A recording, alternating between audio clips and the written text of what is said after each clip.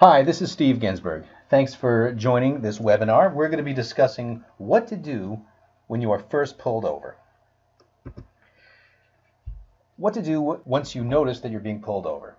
So, tip 1, pull over promptly and safely. Tip 2, wait until the officer comes to you. You might notice a trend that we're seeing here. Tip 3, ask if you can remove your seatbelt. Now, why are we doing that? This way, the officer knows you were wearing a seatbelt, and that's just one less ticket you have to worry about. Tip 4, keep both hands on the wheel while waiting for the officer. And once again, this is a trend. The idea is you want your officer to feel safe and comfortable. That's much better for the officer, and it's much better for you. It avoids all kinds of problems. Tip 5, this is while we're having a discussion with the police officer. Be polite, be brief, say as little as possible, but without being disrespectful. Answer the questions, but answer them short, and don't offer any additional information other than to answer the question. Tip 6, if you are absolutely convinced that you have any valid excuse or information that you think is going to help you avoid a ticket, the one and only time to say something is right when you're speaking to the officer in your initial conversation. If he's going to change his mind, that's the one time. Once he goes back to his car, it's a done deal. He's going to write your ticket and you're going to have a ticket. Tip 7, anytime you're speaking to the officer at your traffic stop, don't be confrontational or snarky. These arguments and temper tantrums that sometimes people have, they never help and they actually can hurt. Tip 8, if you have kids in the car, make sure they keep their seatbelts buckled. I know of a situation more than once where after a few minutes of waiting by the side of the road, the kids got out of their seatbelt. And look at that, they just got tickets. 3 points per kid out of the seatbelt, and it can happen. Now we're going to talk about once you have the ticket. What do you do now? First of all, after the officer has given you the ticket, this might seem obvious, but don't leave until they indicate that they are done. We know of situations where people got into additional trouble, sometimes worse trouble, because the officer wasn't finished with them and they left. Tip 10, and this is very important, determine if your ticket is a criminal matter or traffic violation. How you respond to it and what you're going to need to do and how important it is to get a lawyer and many other things are going to be based on this one determination that you have to make. Tip 11, pay careful attention to the date on the bottom of your ticket. You need to respond to your ticket by a certain date, know that date, and make sure you get your answer in before that date. At the same time, sometimes if you respond too quickly, the courts may not even have your ticket. They don't always get their tickets right away from the officers. And you do have a risk that a ticket could get lost in the court clerk's office, and that's not something that you want either. So you usually want to wait at least a week, but get it in before the date on the bottom of the ticket. Tip 12, some tickets are not worth fighting. There are minor violations that are more cost effective to just plead guilty and pay the fine. And you should figure that out at the beginning as well, whether this is one of those tickets. Tip 13, if your ticket was for an equipment violation, get the necessary repairs, whether it's getting a light fixed or whatever else it might have been. Get that done within the first 24 hours if possible and have a receipt. It might mean a dismissal of the ticket, or at the very least, it should help with other tickets that you've received that day. Tip 14, pleading not guilty and handling it yourself. Many people do this. In some cases, you may be just fine handling it yourself. Sometimes it might not be a good idea. But a word to the wise. Sometimes people who are representing themselves in court, they don't do this that much, and they may inadvertently damage their case by making uninformed or strategically poor decisions. I've seen this happen many times. You want to be really careful about that. The good news, though, is that even if you have started the case by proceeding on your own, it is never too late to receive professional legal counsel. And in many cases, an attorney that you retain even late in the game may still be able to help you very significantly. Now we're going to talk about the advantages of hiring an attorney. And I just want to point out that the rest of this presentation is going to be specifically focused on New York State tickets. That's where my practice is located. If you have an out-of-state ticket, you should speak with a local attorney. First advantage, it saves time. In most cases, in many cases, you won't have to come to court. Your attorney will be able to do that for you, and you'll have that time free to do other things. Second advantage is you can be saving money over the long haul, whether it's because of fewer points, sometimes no points. You can reduce possible fines and assessments by the DMV. There can be a very significant savings in your auto insurance and many other things. Third advantage is save headaches. With an attorney handling the matter, that's one very big thing that's off your plate. You just don't have to worry about it, and you can let your attorney do the worrying. Now we're going to talk about 7 ways that you can help your attorney help you. Tip number 1, don't throw out your ticket. I've seen this happen way too many times. There's a lot of very important information on that ticket that your attorney can use to your benefit. Make sure that you have a copy available, even if you handed it in to the clerk. Tip 2, tell your lawyer everything. Don't hold back. Everything is confidential. Make sure your attorney has all of the facts, all of the relevant information, and that includes if there's any issues with your license, any previous convictions.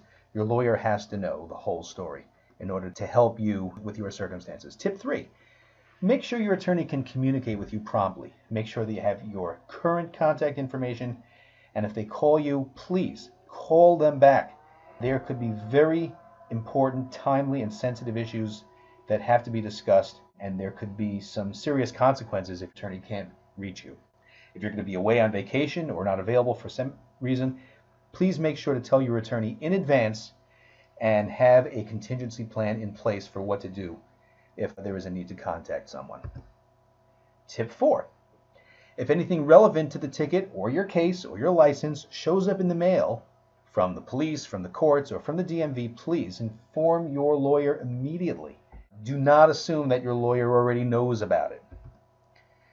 Tip 5, let your attorney handle the matter. Your attorney is being paid partly to make the strategy for how to best handle the case and how to best benefit you in your situation. Tip 6, follow your lawyer's advice, whether it means coming to court, not coming to court, or other things that your lawyer tells you to do. You should follow your lawyer's advice.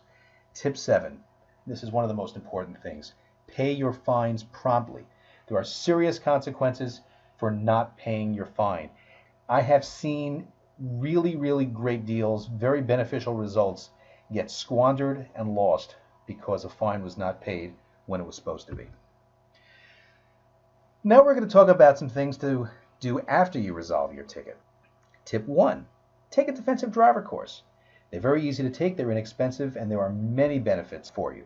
Tip 2, make sure you have a working hands-free device for your cell phone. Especially today, everybody uses their cell phone every day. You want to have a way to use your cell phone without risking a very big 5-point ticket, which is what a cell phone ticket is in New York State. Tip 3, maintain your car. You can avoid a lot of tickets, and you can avoid your car being a magnet for officers.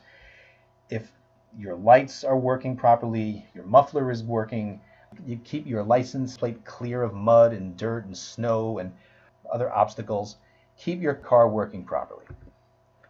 Tip 4, have all the relevant documentation in the car. Your registration, your insurance cards, of course you should have your driver's license with you. Have them in the car, have them in an easy spot, maybe your glove compartment or somewhere else, know where it is and make sure you can reach it. Now a little bit about camera and parking tickets. First, if you receive a ticket in the mail from a special camera for running a red light or speeding, we're seeing this a lot in New York City and in some places of Nassau County, my recommendation is to pay the ticket. These convictions do not appear on your driving record. There are no points. There really are no consequences other than the one-time fine. Tip 2, parking tickets. My advice again is to pay these tickets. I have found that they are not cost-effective to fight. My name again is Steve Ginsberg. My office is located in Rockland County. You can call me at 845-547-2500.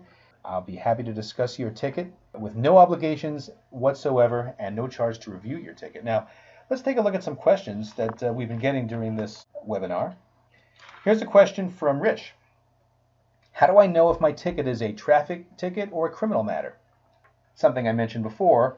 In most criminal tickets, there will be a small 4-letter designation in a parentheses, MISD. That's short for misdemeanor. If it says that, you know that this is a criminal ticket and it is very important that you speak to a lawyer right away so that you handle it right and that your rights will be best protected. There are other things that you can just know if you get a ticket for reckless driving, certainly for DWI, and for various other things. If you're not sure, by the way, you can always fax or email me your ticket, and I'll be happy to take a look at that for you for no charge, and we can discuss it, and I can tell you what exactly you have. Okay, here's a question from Don. If I have a phone in a mounted phone holder and put it on speaker, will that enable me to avoid a ticket for driving while speaking on a cell phone? The answer basically is yes. You still want to be careful if it's sticking out of the dashboard and it looks like you're holding it from a distance. A police officer might think that you were holding it in your hand. You want to be careful about that. But for the most part, if you're not holding it and it's on speaker, you will be protected from getting a cell phone ticket, and that's very important. And these tickets have become very serious in the last few years. Here's a question from Nancy. Why did I get 2 points when a friend had the same ticket and received none? Another very good question. Ideally, every ticket would be treated the same everywhere, but in the real world, it just doesn't work that way. New York State is a large state. There are many, many different courts and many different judges. Some courts have different judges who handle things different ways. You can never be certain that what happened to one person is going to happen to you, even if you got the exact same ticket. That's just a fact. In addition, even if you are in the same court with the same judge, even the same court session, you can have 2 different people get 2 different results. And that's because some courts take a particular interest in your driving record. And if somebody with a very bad driving record, they're going to be holding that against them, and they may not get as good a deal as somebody else with a clean driving record. And there are many other factors as well, but that's something to keep in mind. All right, here's a question from Bill. I heard that fighting tickets in New York City is different than the rest of the state. Yes, that's true. A very significant difference. Around most of the state, if you get a ticket for a traffic violation, in most cases you're able to enter into a plea negotiation where we can work out a reduced charge. Each situation is different, but the basic idea is that we'll plead guilty to something with fewer points, maybe with no points, maybe fewer tickets, maybe 1 ticket to cover several. There's a lot of different possibilities. And then they'll dismiss the more serious ticket. None of this applies in New York City. In New York City, every ticket goes to a hearing. It's win or lose. So obviously that changes the way we as attorneys have to handle it, and it changes what the end result possibilities are. And that's something that you should discuss with your lawyer. Okay, here's a question from Ronnie. I received a ticket out of state, and this particular one was New Jersey. Will those points show up on my license? Another really good question. I get this question a lot. The short answer is no. Your points will not appear on your New York State record. The DMV website makes that very clear. Sometimes people don't believe me. New York State does not record convictions for traffic violations that you get in other states. However, on a case-by-case basis, sometimes you might want to consider pleading not guilty and either hiring a lawyer or going down yourself. And that may be situations where you have enough convictions, or it's a serious enough conviction that you might get a consequence for your driving ability in that state. There may be other issues involved if it's a very serious charge. But the basic rule, if you have an ordinary violation in another state, is that you can just plead guilty and pay the fine, and you will not have a consequence in New York State if you are a New York State resident, and you will not have any adverse consequences in most cases on your insurance either.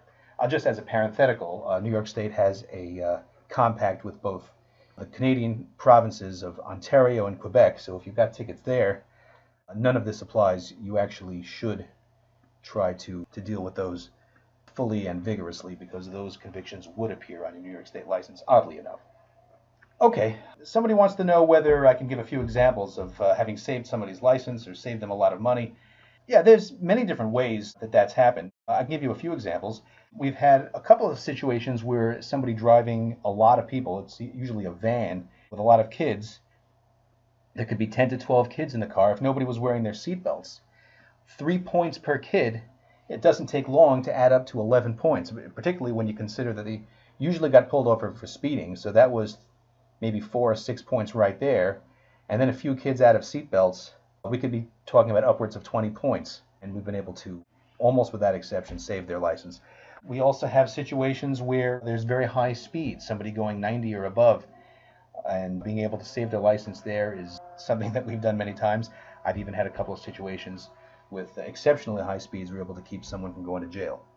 Another thing that's come up a number of times with young drivers, 16 or 17-year-olds, the first 6 months, New York State places every new driver on probation. Many different kinds of moving violations can result in a suspension for 60 days or more. I've had that quite a number of times as well, where something as relatively minor as not stopping all the way at a stop sign, which could result in a suspension, or even more difficult would be if there are several tickets during that initial 6-month probationary period. Well, if we have any other questions, we're out of time now, but please feel free to send me a fax, an email. You can call me. My number is on your screen. It's 845-547-2500. Any questions you have about your tickets, I will answer. And you can send me your ticket, you can fax it, you can email it. We'll certainly discuss it at no obligation whatsoever. My number is on your screen. You can also email me, steve@ginsberglegal.net. And I look forward to speaking to you. Thank you very much.